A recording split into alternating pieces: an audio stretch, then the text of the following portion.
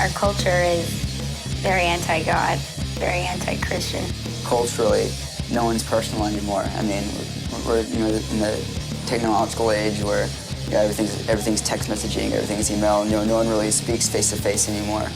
And God is God of relationship. And if we're made in the image of God, like that does with all of us. We shall have a relationship. And you can't have that personal relationship with someone through text message or whatever, and through instant messaging. And it seems like that's how the world communicates right now. If you study the church when it first started, the reason why it was such a huge impact was because they lived so counterculture.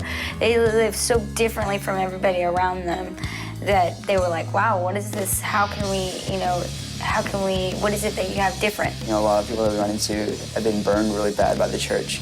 That have been burned by, by a terrible example of what Christianity is. I think so many people are confused.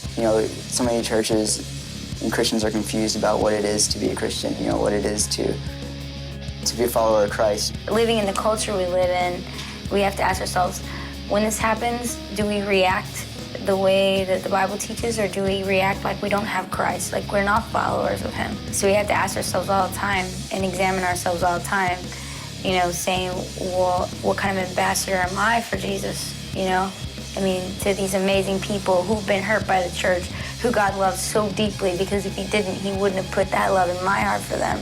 And I'm a sinful person. How much more does God love this person if I love them so much? So the question is, as far as our culture goes, that we have to live so differently. We really have to study what He taught and live that way, or it's not going to be any different. It's not going to make any difference.